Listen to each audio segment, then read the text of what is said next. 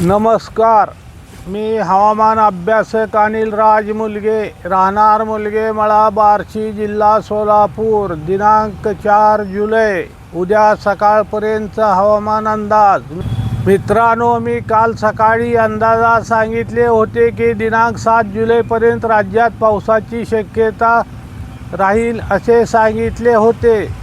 तशीच तारीख दुपारी हवामान खात्याने पण वर्तवलेली आहे. त्यामुळे मी दिलेल्या अंदाजात पुष्टी मिळत आहे. तसेच आज एक कमी दाबाचे क्षेत्र बंगालच्या उपसागरात ओरिसा किनारपट्टीजवळ तयार झाले असून एक कमी दाबाचे क्षेत्र पूर्व विदर्भाजवळ असून तसेच एक चक्रकार वारे डहाणू पालघर या जिल्ह्यात असून या सर्व प्रणालीमुळे राज्याच्या वातावरणात सतत बदल होत असून त्या अनुषंगाने दिलेल्या अंदाजात बदल होऊ शकतो. तसेच बरेच शेतकरी मित्र विचारणा करत आहेत की आमच्याकडे पाऊस केव्हा पडेल. त्या सर्वांना सांगू इच्छितो की सध्या राज्यात असे दिसून येत आहे की पडणारा पाऊस हा सर्व दूर एकसारखा पडत नाही, तो भाग सोडत पडत आहे असे दिसून येत आहे.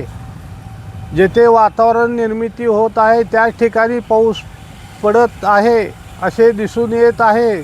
त्यामुळे सदर गोष्ट वातावरण निर्मितीवर अवलंबून राहील याची सर्वांनी नोंद घ्यावी.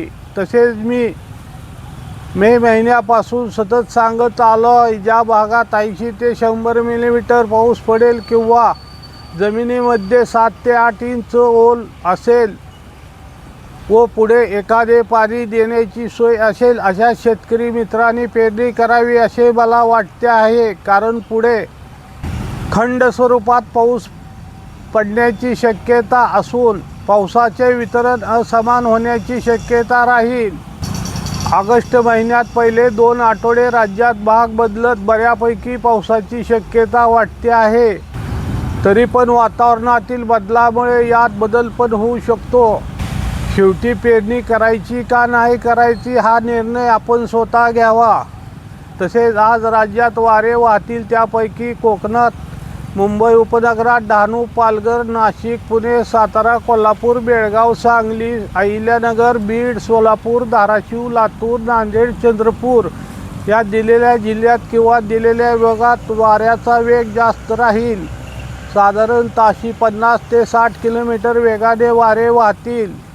तसेच आज कोकणात, मुंबई व उपनगरात, डहाणू, पालघर, नाशिक, पुणे तसेच सातारा, कोल्हापूर, बेळगाव या जिल्ह्यांचा पश्चिम भाग तसेच अहिल्यानगर तसेच बीड जिल्ह्याचा दक्षिण भाग, धाराशिव जिल्ह्याचा उत्तर व पश्चिम भाग, लातूर जिल्ह्याचा पश्चिम भाग, नांदेड जिल्ह्याचा उत्तर पूर्व भाग तसेच चंद्रपूर, यवतमाळ, वाशिम, वर्धा, भंडारा, नागपूर, अमरावती, अकोला, बुलढाणा, जळगाव, धुळे, संभाजीनगर, जालना तसेच हिंगोली व परभणी जिल्ह्याचा उत्तर भाग या दिलेल्या जिल्ह्यात किंवा दिलेल्या भागात वादळी वाऱ्यासह विजासह मुसळधार ते अतिमुसळधार पावसाची शक्यता राहील. तसेच नंदुरबार जिल्ह्याचा पश्चिम भाग व उत्तर भाग, संभाजीनगर जिल्ह्याच्या इतर भागात, हिंगोली जिल्ह्याच्या इतर भागात, गडचिरोली, गोंदिया या दिलेल्या जिल्ह्यात किंवा दिलेल्या भागात वादळी वाऱ्यासह विजासह मुसळधार पावसाची शक्यता राहील. तसेच सातारा, कोल्हापूर, बेळगाव या जिल्ह्यांचा पूर्व भाग, सांगली, सोलापूर तसेच धाराशिव जिल्ह्याच्या इतर भागात, लातूर जिल्ह्याच्या इतर भागात, नांदेड जिल्ह्याच्या इतर भागात, परभणी जिल्ह्याच्या इतर भागात, बीड जिल्ह्याच्या इतर भागात या दिलेल्या जिल्ह्यात किंवा दिलेल्या भागात वादळी वाऱ्यासह मध्यम ते मुसळधार पावसाची शक्यता राहील. तसेच नंदुरबार जिल्ह्याच्या इतर भागात स्थानिक वातावरण तयार झाले तर त्या भागापुरता हलका ते मध्यम पावसाची शक्यता राहील. तसेच बार्शी व करमाळा या तालुक्यात काही ठिकाणी मुसळधार तर काही ठिकाणी मध्यम ते मुसळधार पावसाची शक्यता राहील.